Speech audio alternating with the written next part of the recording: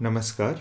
मैं रजत कुमार आप सभी का स्वागत करता हूं। आज हम लोग आरोह भाग 1 से संबंधित वे आँखें, जो कि सुमित्रा नंदन पंत द्वारा रचित कविता है, इसके प्रश्नोत्तर पर चर्चा होगी। तो आइए शुरू करते हैं। पहला प्रश्न है, अंधकार की गुहा सरीखी उन आँखों से डरता है मन। इसमें क वाला हिस्सा है, आमतौर पर हमें डर किन बातों से लगता है। तो इसका उत्तर, आमतौर पर हमें डर किसी अनिष्ट की आशंका से लगता है, अपनों से बिछुड़ने से लगता है, किसी अपने के साथ बुरा न हो जाए इसका लगता है। मतलब पहला वाला आमतौर पर हमें अनिष्ट की आशंका से डर लगता है, और ये तीसरा वाला लगभग एक ही अर्थ के हैं। हम असफल न हो जाएं इसका डर लगता है, असुरक्षा के कारण डर लगता है, कुछ भयभीत करने जैसा न हो जाए इसका डर होता है, किसी का विश्वास हमारे द्वारा न टूट जाए इसका डर होता है। अब इसी में ख वाला हिस्सा, उन आँखों से किस ओर संकेत किया गया है। उन आँखों से मतलब उन आँखों से, उन आँखों से किस ओर संकेत किया गया। जो वाक्यांश में दे रखा है उन आँखों, उससे किसकी ओर संकेत किया गया है। उन आँखों से तात्पर्य किसान की आँखों से है। वास्तव में उन आँखों शब्द किसान की पीड़ा, उसके साथ हुए अत्याचार, उसके शोषण को दर्शाता है। यहाँ एक कॉमा दे लीजिए तो समझ में आ जाएगा। उन आँखों शब्द किसान की पीड़ा, उसके साथ हुए अत्याचार, उसके शोषण को दर्शाता है। ग वाला हिस्सा, कवि को उन आँखों से डर क्यों लगता है। कवि को उन आँखों से डर इसलिए लगता है क्योंकि उसमें किसान की पीड़ा स्पष्ट दिखाई देती है। उसमें यानी उनमें, किनमें, उन आँखों में, किसान की आँखों में। किसान के साथ जो अत्याचार किया गया वह भी किसी भी समाज के लिए अभिशाप के समान है। इस तरह का समाज नहीं होना चाहिए कि किसी खास व्यक्ति या किसी खास वर्ग के साथ इस तरह का अत्याचार किया जाए। घ वाला हिस्सा, डरते हुए भी कवि ने उस किसान की आँखों की पीड़ा का वर्णन किया है। इसका कारण पूछा है कि क्यों किया है।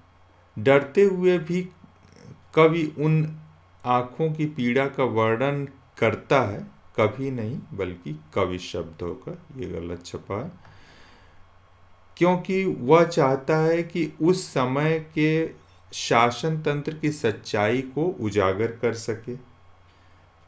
वह उस शोषण तंत्र पर प्रहार करना चाहता है जो एक समृद्ध किसान को न केवल उसका सर्वस्व लूट लेता है, बल्कि उसके परिवार को और स्वयं उसको मूल अधिकार, जो मौलिक अधिकार जीवन के होते हैं, उससे भी वंचित रखता है।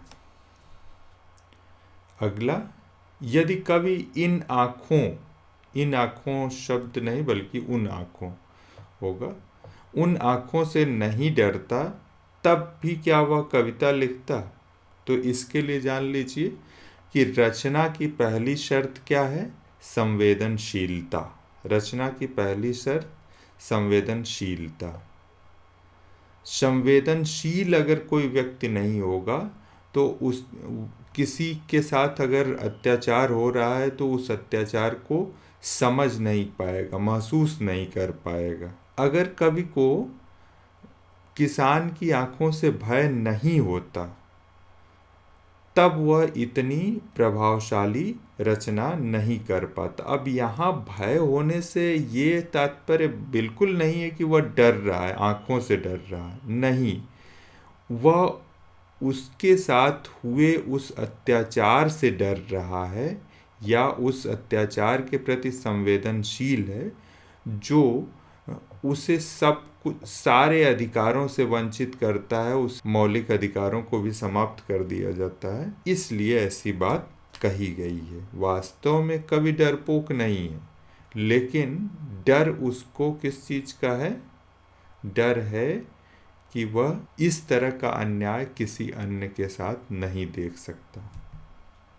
दूसरा प्रश्न है, कविता में किसान की पीड़ा के लिए किसे जिम्मेदार बताया गया है? तो उस समय का जो शासन तंत्र था अंग्रेजों का, जमींदारी प्रथा यानी जमींदार और उसके कारकुन, महाजन, और उस समय का समाज। देखिए, इसको दो, उस समय के समाज को आप कहेंगे कि क्यों आप कह रहे हैं कि उस समय के समाज, तो इन शब्दों पे ध्यान दीजिए। वह स्वाधीन किसान रहा, अभिमान भरा आंखों में इसका, छोड़ उसे मझधार, आज संसार कगार सदिश बह खिसका। इसका मतलब संसार ने भी साथ नहीं दिया। और दूसरे एक जगह और बात कही गई है उसके पुत्र वधू के लिए कि लक्ष्मी थी यद्यपि पति घातिन, यानी संसार ने ही उसे कहा कि पति की मृत्यु का कारण यही, उस पर बेवजह का जो लांछन लगाया गया। तो उस समय का समाज भी उसकी इस पीड़ा के लिए जिम्मेदार है। तीसरा प्रश्न, पिछले सुख की स्मृति आंखों में क्षण भर एक चमक है लाती। इसमें किसान के किन पिछले सुखों की ओर संकेत किया गया है? बहुत कुछ है, इसे जाने। किसान का स्वाधीन होना, स्वाभिमानी होना, खेतों की हरियाली और फसलों का लहलहाना, बैलों की जोड़ी जिन्हें वह बहुत प्रेम करता था, ये सब सुखदाई हैं उसके लिए। उजरी जिसे वह बहुत चाहता था या उजरी भी उसे चाहती थी, उसका जवान बेटा, उसकी पत्नी, उसकी नवजात बेटी और उसका घर। अगला प्रश्न, संदर्भ सहित आशय स्पष्ट करें। तो 3 हिस्से दिए हुए हैं इसके। क वाला, उजरी उसके सिवा किसे कब पास दुहाने आने देती। ये उजरी नाम है गाय का, उस किसान के गाय का नाम है उजरी। चूंकि सफ़ेद रंग होता है गाय का, उजला रंग होता है, इसीलिए उसका नाम ही रख दिया था उजरी। किसान की गाय उसे बहुत मानती थी और किसी अन्य को वह अपना दूध नहीं दुहने देती थी। कहने का मतलब वह गाय स्वयं अपने मालिक को बहुत प्यार करती थी। ख वाला, घर में विधवा रही पतोहू, लक्ष्मी थी यद्यपि पति घातिन। उसके पुत्र की मृत्यु के बाद उसकी पुत्रवधू ही जीवित रही, यद्यपि समाज द्वारा उस पर लांछन लगाया जाता रहा कि वह अपने पति की घातिन है, अर्थात वह कुलक्षणी है। अगर वह कुलक्षणी नहीं होती तो उसका पति उसके रहते कैसे मर जाता। ये बिल्कुल ही अवांछित आरोप है, लेकिन फिर भी उसके ऊपर ये आरोप मढ़ा गया। पिछले सुख की स्मृति आंखों में क्षण भर एक चमक है लाती, तुरंत शून्य में गड़वा चितवन, तीखी नोक सदेश बन जाती। इसका संदर्भ से व्याख्या। तो संदर्भ कहाँ से लिया गया है? आरोह भाग 1 से लिया गया है। इसके रचयिता, इस कविता के रचयिता सुमित्रानंदन पंत हैं। प्रसंग ये तब की बात है जब किसान का सब कुछ लुट जाता है और सिर्फ यादें ही उसके साथ, और उन बातों को याद करके वह सिर्फ सोच रहा है और कभी उन आँखों को, अर्थात उस किसान की आँखों को देखता है तो उन आँखों से उसे भय लगता है। भय इसलिए कि उसके साथ हुए अत्याचार को वह बर्दाश्त नहीं कर पाता। उसके पूर्व की सुखों की याद उसे थोड़े समय के लिए प्रसन्न करती थी, लेकिन उसके साथ हुए हादसों को याद कर उसकी आंखें तीखी नोक सदिश बन जाती, अर्थात वह बहुत डरावनी बन जाती। अंतिम प्रश्न ये आपको स्वयं करना है। इस तरह के प्रश्न अक्सर आते हैं। क्या संदर्भ रहेगा या किस तरह से हमें उत्तर लिखना है, ये ध्यान दें।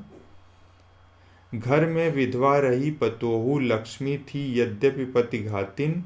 पकड़ मंगाया कोतवाल ने, डूब कुएं में मरी एक दिन। खैर पैर की जूती जोरू, न सही एक दूसरी आती। किस तरह की दुर्घटनाएं या किस तरह के मानवाधिकारों का हनन महिलाओं के साथ होता है, किस तरह का अत्याचार होता है, इसका भी आपको ध्यान देना होगा। और सामाजिक रूप से किस तरह का भेदभाव होता है, यह भी ध्यान देते हुए लेख आपको लिखना है। तो आज के लिए बस इतना ही। बहुत बहुत धन्यवाद।